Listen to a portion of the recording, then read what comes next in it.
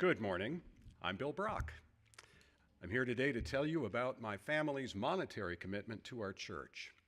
I, my wife Karen Miller, and our daughter Rachel joined our church about 1 year ago. From our first visit, about 6 months before that, we've been incredibly impressed with the people, the service, and our church's commitment to social justice. For me, social justice is huge. I committed my career as a lawyer to public service, and it's important to me to be able to live that out in other aspects of my life. Here, I've been able to do that, and on a personal level. I've done 2 stints as a night host in the Family Promise program. On the first occasion, I played games with kids and even intentionally lost, something this competitive guy never does. I visited with parents and did my best to just be there for them in their temporary home here in our church. Sue Huber told me that I left an impression, as after my stint, the kids referred to every male church member who helped as Bill. I had another opportunity to serve last weekend and played firefighter with a little guy. I placed a call on a toy phone at his request, alerting him to the fire, and he came to put it out. Now, I had to help the firefighter on with his outfit when he arrived, but wouldn't you know, wouldn't you do that too if he was coming to put out your fire? I'm grateful for Velcro, I'll tell you that.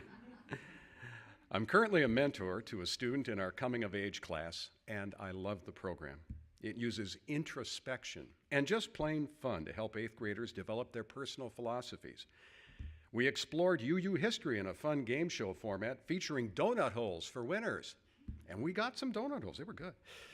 We used art supplies to personalize our stoles. This is probably the first time in 40 years I've used art supplies, and my stole shows it, but it's my stole. We talk about what really matters. It's been great. I also had a chance to share in our new effort to make folks aware of what's happening at the legislature. You might recall me talking about that here last week.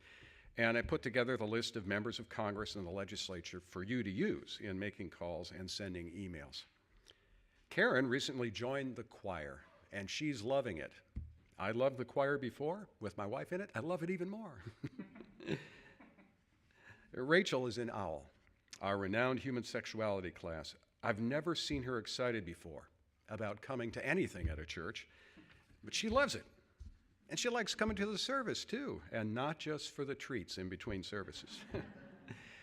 And we've enjoyed visiting with folks during the Wednesday night dinners here. Last year, we made our first pledge, and honestly, we could have given more, but we wanted to make sure we made the right decision in coming here. Well, we found that we love it here. And we're going to increase our pledge to reflect that we feel so at home here and have a real stake in our church's future and in its future success. Rachel and I attended the special gathering here the night after the election. Now, I've attended healing services in mainline churches, but never before what I thought was a community healing service of this sort.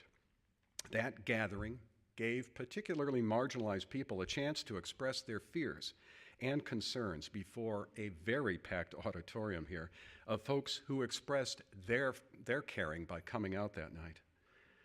Now, election night is one we all won't soon forget, but for me, that gathering the night after was just as memorable, really even more so, and it happened right here. Karen, Rachel, and I look forward to doing more here and getting to know you better in the coming years as members of our First Unitarian family. Thanks.